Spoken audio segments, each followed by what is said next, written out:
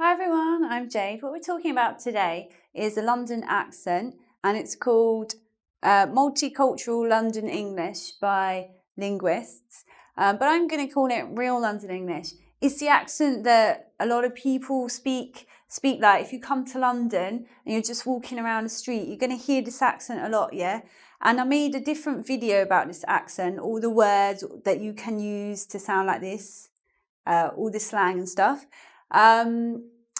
That's a different video, but in this video I'm going to talk about the grammar, because you know what, a lot of people, when they hear this kind of accent, they say, oh, that's lazy speech, or they're not speaking correctly. But actually, this is a variety of English. It does have its own rules of pronunciation and grammar. It's not like people just make it up themselves and they're all just sounding a bit wrong. You know, it's a style of English, like you've probably heard of RP as a particular style, posh style of English. This also has rules. So I'm going to tell you some of those rules. What I'll mention first is it's a London accent, but the London accent you've probably heard of is Cockney English. And I would say that not so many people speak with a Cockney accent anymore. If they're a youngish person, they don't really speak with a Cockney accent. It's kind of dying or is dead. And this accent has replaced it. But what we see in this accent is a lot of similar details that we have in the Cockney accent. So I'm going to tell you all about those similarities. First, I just want to talk generally about the qualities of this accent. What do you actually hear from this accent? So the pace of the accent is quite slow. Like, you don't really rush what you're saying, although if it's in a hip-hop track or a grime track and you're listening to music, it can be really, really fast as well. But in general, the pace is slow. If you can, you've got to make your voice lower. You've got to speak from not high in your throat. You've got to lower what you're saying. Speak from your lungs. Speak low. Keep it deep. Also, I'm going to say it's sharply iambic. That means you go up, down, up, down. When you're speaking, it's like there's different steps in what you're saying. Stress, unstress, stress, unstress, stress, unstress. And I think that altogether, it gives this a musical quality, on my ears anyway, as a native speaker. It's not a very harsh sounding accent. It's Cockney on the other hand is a lot sharper and like spoken higher in the throat, yeah, and it might be the kind of accent that gets on your nerves.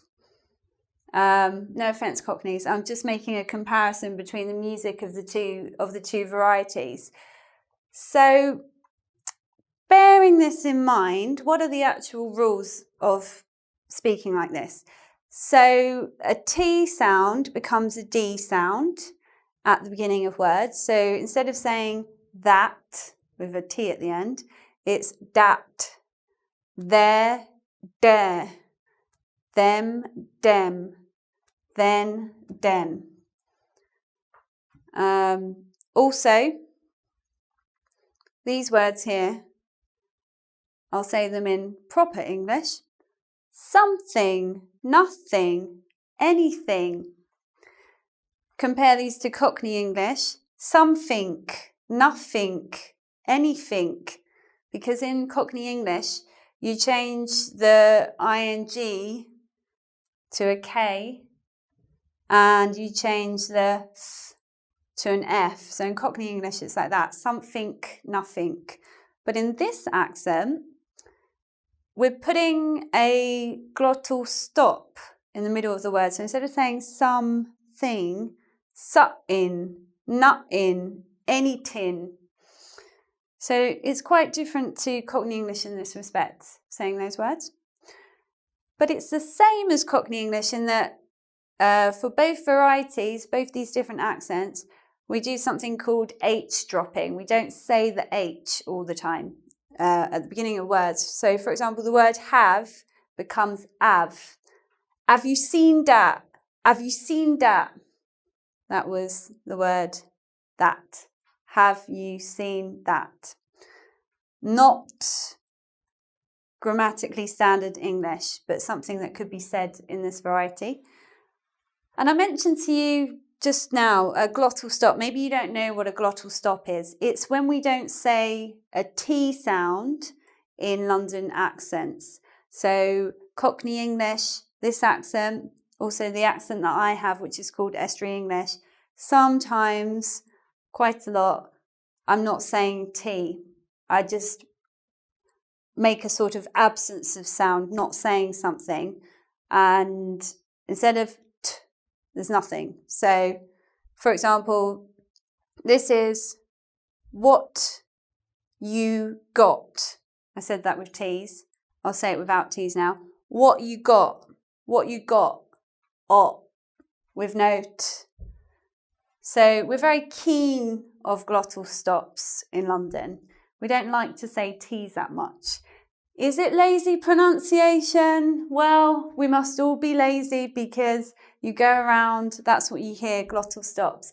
And in comments on my other videos, people have always left quite funny comments where they say things like, when I came to London, I remember standing at the bus stop and this guy came up to me and he said, have you got a lighter? And the guy's maybe confused, doesn't know what he's talking about. And finally realizes the guy saying, do you have a lighter? And then from that realizing, oh, maybe T is not said here. So that's something to bear in mind, you people who dislike lazy pronunciation. What else can we say? Shortened words. So a word like enough becomes one syllable. Enough. Brother, when 10 years ago, brother turned to bro, but now apparently the same word has turned to bruh. Bruh. What you saying, bruh? What are you saying, brother? Also, the end of words. So this ing sound, we mentioned it over here for something, nothing. We're not saying it. We're just replacing that. Either we're saying not. We're not saying in. We're not using it at the end of words. Wanna and gonna, non-standard examples of elision, where you put going to and want to together as one word. Gonna, wanna. I'm gonna go there later. I'm going to go there later. So in this kind of accent, we always make contractions wherever we can, just to make all the sounds flow together, really. Just to make it easier for pronunciation so you can speak quickly.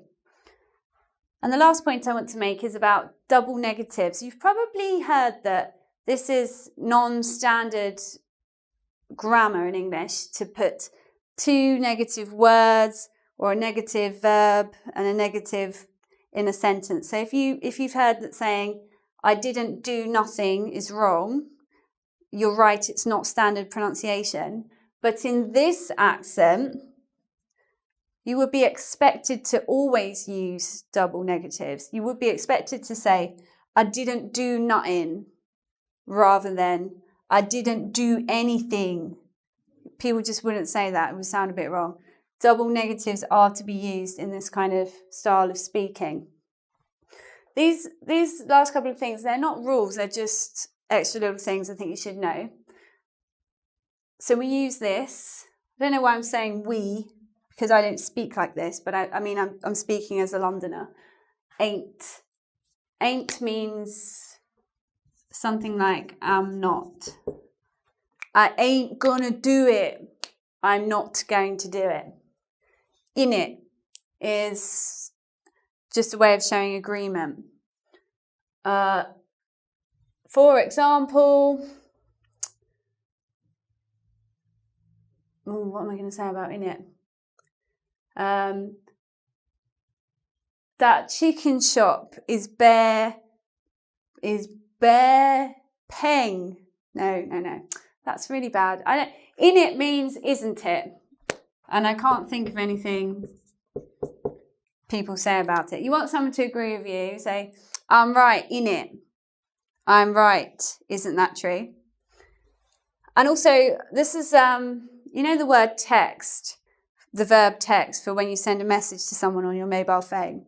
Well, when I was at school, this word came into the language because before that, we didn't do texting. And I remember when I was at school, when people started to use text as a verb, it was always the same. It didn't have a past tense. So if you were talking about the past, you would say, I text him. I texted him earlier. I already sent the message. We didn't say texted. And what I noticed later is that when like parents and everybody started texting, then it became texted. But many, many people still say, I text to talk about the past. And I have to say that for me, I'm more comfortable using the non-standard way to say I text talking about the past. Because to me, it just seemed like other people came along and just changed the language when it was already being said one way. Anyway, that brings us to this one. Sometimes, anyways is not a standard word. You won't find it in the dictionary. It would be wrong. But in this accent, you can say anyways. Anyways, this lesson's finished now. This lesson's done. Do you get me? So what I'd like you to do is go and do the quiz on this lesson now. Am I telling you to speak like this? I'm not telling you to speak like this, but I'm pointing out something that exists if you come to London. Many people speak like this.